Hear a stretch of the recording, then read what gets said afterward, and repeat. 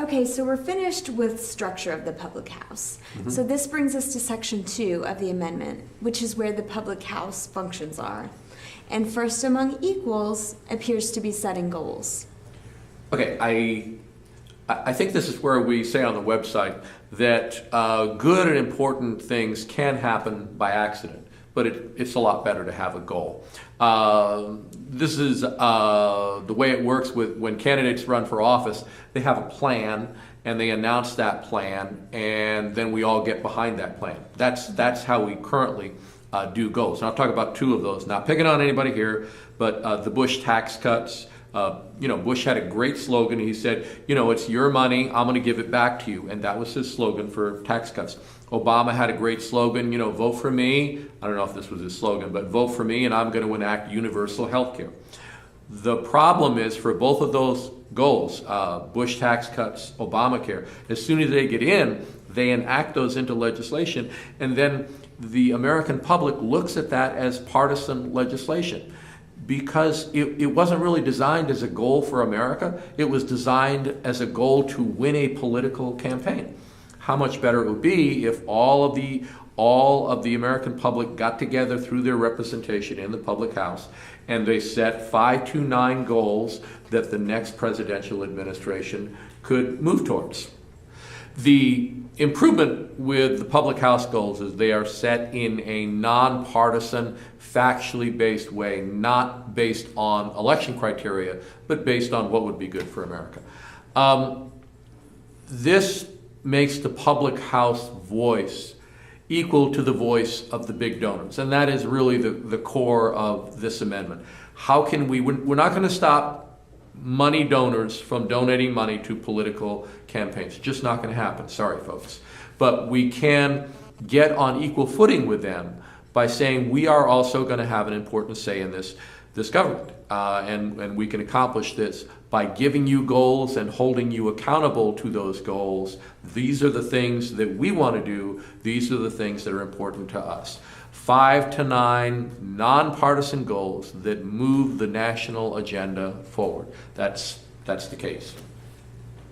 And if the goals are not accomplished by the end of the 4-year term? Okay, and that's what we call the block. The public house, engaging with the outside auditors, engaging with business people that measure how far the goals have progressed, do this periodically. They do it 3 times a year. But at 3 years and 6 months into the presidential term, 80% of the goals have to be done, and that means 80%. That all goals have to be 80% of the way completed. If they're not, then most members of Congress, which means the House of Representatives and the Senate, Vice President and the President, are not allowed to run in the next 4-year term. And that's called a 1-term election block. After that, they can run all they want, but they're out of a job if they didn't get the goals done. Now, think of this as a contractor. You wouldn't hire a contractor to come into your home and build a shed in the yard or remodel your kitchen, and they're going to say, okay, we'll take about 4 months to do that, and you'll pay them a certain amount of money. You come back in 4 months, job's only halfway done. Well, you're not going to hire that contractor again, and that essentially the president, vice president, and the Congress, they are contracted employees. So we put them on a block. They can't run for the next 4 years, and there are some exceptions to that, but they're few and far between. So. And here, I think you're going to read directly from the amendment about the team. Okay, right. Done? Thank you. And this comes directly from the amendment. For the purpose of having a unified presidential and congressional team to work on goal achievement, all congressional terms shall be 4 years and run in unison with the term of the President of the United States. Off-year elections have historically been used for removing non-performing members of Congress, and that's now cared for in Section 2.2 of the amendment. Thank you. I'll do my Paul Vigala here. You come in, you get a 4-year no-cut contract. If you get the goals done, you're absolutely golden, and if not, you're out. It's all for one and one for all. It makes sense to put all of the team members together in the same term. Everybody's accountable for getting them done. Nobody goes a halfway or anything like that. And then we'll actually, I think, hopefully, see some forward progress. Okay, the last item in goals, discuss the concept of power sharing. Okay, so power sharing. Right now there is like a mega money war going on for control of the House of Representatives, for control of the Senate, obviously control of the presidency. But the power sharing concept on the Public House Amendment simply comes in and says, guys, call off the war. Half of you take ownership for half of the year and half of you take ownership for the other half of the year. That's all it says, based on, it might be 5 months, 7 months, but it's all based on membership levels. But I believe this. I believe every American citizen, Democrat, Independent, Republican, every citizen deserves to have somebody in the Congress that's representing them and can take action on important legislation. But if a particular party, let's just say the Republicans in 2008, are totally locked out of, and let's just say the Senate, they have no control at all. So for the citizens who those senators, those Republican senators were representing, they had nothing to say at all as far as the United States Senate goes. And that's not really fair. This is supposed to be a representative government. So that's what power sharing is about. Everybody gets a slice at making important decisions on getting the goals done and moving the country forward. That is a wrap on the goals section. Woo! And we now move to the section on oversight. Okay, oversight is somewhat more detailed, but we'll stay high level and we'll start out with performance reviews. Right now, somebody's performance is rated by an election that happens every 2 years in the House and happens every 6 years in the Senate. But that's different than immediate feedback on how you're doing in terms of serving the needs of your particular district or state. I'm going to read from the amendment here.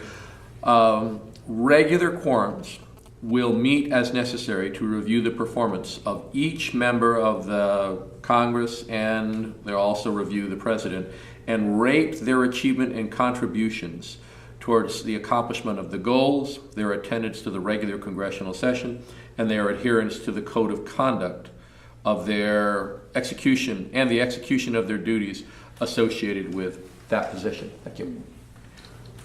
Okay, so the public house gets together, these public house quorums, and they look at the performance of both the Congress and the president. And that group of folks we are calling the federal leadership team. They look at the performance of the federal leadership team, and the first thing that they're going to look at is they're going to look at goals. Are you moving forward on the goals? Are you making progress on the goals that we gave you? Because you've got like 3.5 years to get them done. We want you to move forward every single segment. The next thing that they're going to look at is behavior. And this is not complicated in the amendment. We have 3 lines that talk about behavior. You're going to have professional, courteous, nonpartisan behavior, much more like you would find in a business. You've got hard right Republicans and liberal Democrats in a business. They all get along very well together to accomplish the needs of that business. We would like to see the same thing in our Congress. Everybody out in the American landscape wants the Congress to get along with the Congress and the Congress to get along with the president. Second thing is we're going to have twice weekly meetings of both the Congress and the congressional leadership and the president to talk about how we get the goals moving. Again, this goes to successful teams communicate frequently and redundantly to get things done. And the third thing is there's a subgroup of the public house that arranges for, getaways to places outside of Washington, D.C., where we can have congressional members, probably Democrats or Republicans, getting together, talking about how they do their job, but really more socially bonding so that we can have an effective, cohesive team. All big companies do this. I've done it a number of times at the company that I work for. It's just a smart way to make people see the opposite side as a real human being who has an interest in getting things done. And if the team is not making progress on the goals, or individually the members are behaving badly? Either at the individual level or the entire team level. Let's talk individually first, and let's do an easy one like attendance. Are you showing up for work at your regular session? There are members of the House of Representatives that are not in a political campaign that regularly miss about 30% of the sessions, and that would, in a public company, that would get you fired. What we say is we're going to look at performance every 4 months. If you get a bad grade in a particular area, attendance, constituent communication, cooperation with members, any of the areas that the public house selects to be on those performance evaluations, then you're going to be talked to, and you're going to get a documented verbal discussion. We all get letters of reprimand, or the letter of reprimand is typically not something you have to sign. It's just an email that you get that said, that you talked about that and that you're going to improve it. And so a member of the public house quorum will communicate with the member and say, you've had 2 failing grades on, we're doing attendance. You have 2 failing grades on attendance. We need you to make that better. For whatever reason, if the member does not start attending the congressional sessions on a regular basis, well, then you go to a written warning, which is, now I got to sign this, you got to sign this, and you're telling me that you're going to improve that behavior. Well, hopefully we don't get them too often, but I mean, everybody in America is subject to this level of discipline. The public house will say to the member, that needs to improve, and if it doesn't improve, you could lose your job. My strong speculation is that no one is going to be terminated. I mean, you're in a public position. The entire American public knows that you're on a written warning for attendance. You're going to improve your attendance, unless it is your goal to be fired and go back to your home state and run for governor or something like that. Other than those situations where it's really a political move to be terminated, I don't think anybody's going to lose their job over this. They're going to improve their performance until you actually start monitoring performance and saying to people, you've got to improve that. Performance isn't going to get any better. And right now, Congress has an 11% approval rating. Well, if they lost every friend that they ever had in the world, they would only lose 11% of their approval. So, it needs to improve. So now we've covered goal setting and oversight, which are the 2 main points of the amendment. There are 3 other minor points in Section 2. Do we have time to discuss those? And I would agree with the point minor. They're really probably going to be very seldom used. We have arbitration, legislative refusal, and feedback. And feedback really is just like a non-binding part. Arbitration is if a bill fails to pass to Congress. Any 20% of Congress can ask for arbitration. The public house steps in, creates a video that talks about the issue in a factual, nonpartisan way, and then the public house makes an opinion on it. The basic goal of arbitration is for the drop-dead pieces of legislation. And let's talk about extending the debt or keeping the government funded. Let's talk about keeping the government funded. If the Congress gets to a point where they don't look like they're going to agree on keeping the government funded, the public house can step in. We got to have 20% of the Congress of a particular house say, we need you to step in, but you're going to get that. Then the public house steps in and they can pass that legislation to keep the government funded. It avoids these cliffs that everybody, so much of the media attention is focused on and tends to make us as the American public think that our government isn't running too well. Legislative refusal is if a bill passes, is signed by the president, then the public house, unless it's like emergency funding, the public house gets 30 days to look at that legislation. And if they feel that it had undue foreign influence, if they feel that it was political or partisan in nature, or if the benefit or burden was not equally shared, any 3 of those, they can refuse the legislation and essentially it cannot become law. Then we have feedback, which is really a way of just using the public house structure. You have 7,000 Americans on any given Saturday lined up together. Let's talk about an important public policy issue and get everybody's opinion on it. And we'll pass that along, and we'll tell you, we looked at the facts in a non-distracted way, and this is what we think. It's meant to counter the somewhat random phone calls that we get from the news media asking for our opinion on something. Well, I was right in the middle of dinner. I don't know if we should invade Syria or not. So it's meant to take a more serious look at issues and more factually based. And so that is the amendment, top to bottom? That it is. We talked about structure, section 1. Section 2 is the basic functions, which is goals and oversight. And then 3, we didn't talk about 3, but it's basically housekeeping items and initial setup. How do we get from ground zero to a place where we actually have got all of these folks in place to do this job? And your campaign to be president is a campaign to pass this amendment. Exactly.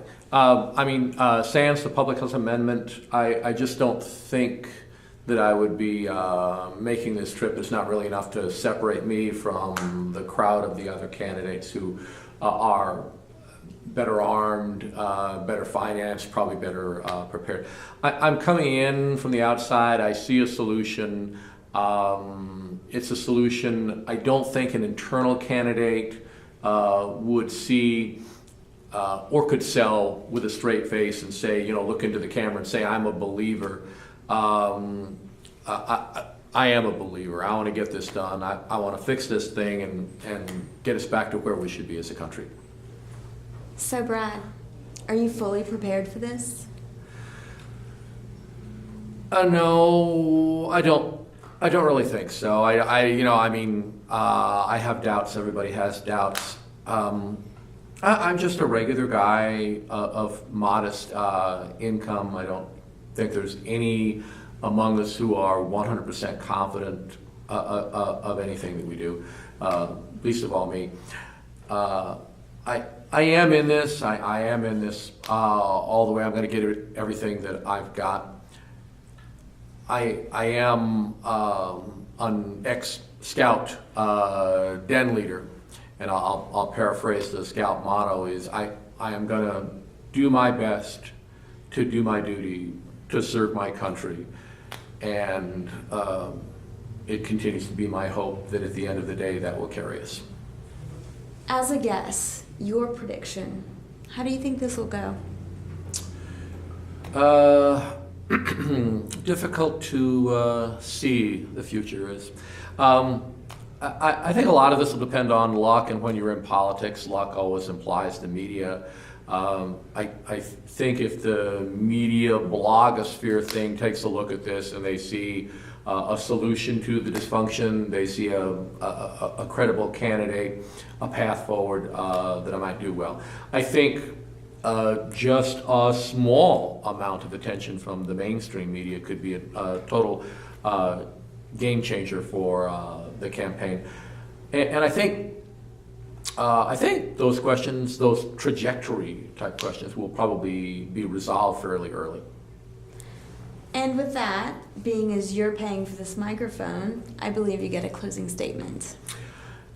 Langston Hughes, who lived in the early to middle part of the last century, once said, I have discovered in life that there is a way of getting to almost anywhere you want to go, if you really want to go there.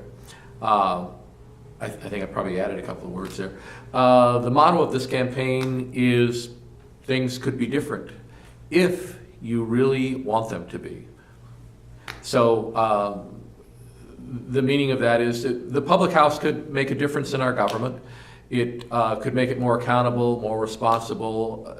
It could absolutely happen. There's nothing impossible in that thinking. It can happen if that's what you really wanted to happen.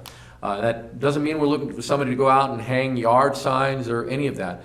Just believing that it can happen will make a difference. It's a true statement. In the end, getting this amendment passed is nothing more than getting a couple of hundred politicians to sign a piece of paper. This can happen. It is our mission in the campaign to get people to believe it can happen. I'm optimistic and hopeful and highly confident that it will happen. Thank you, everyone, for listening to me ramble on today, and I'm appreciative of your time. Thank you. Well, thank you, Brad. And I'll just echo that appreciation for the viewers' time. A program note, there are 2 additional interview sessions which have not yet been scheduled. One is on more general domestic issues and one on foreign policy. Speaking for the entire team here today, we look forward to those events. This is Tamara McClure from North Orange County. We thank you for your time.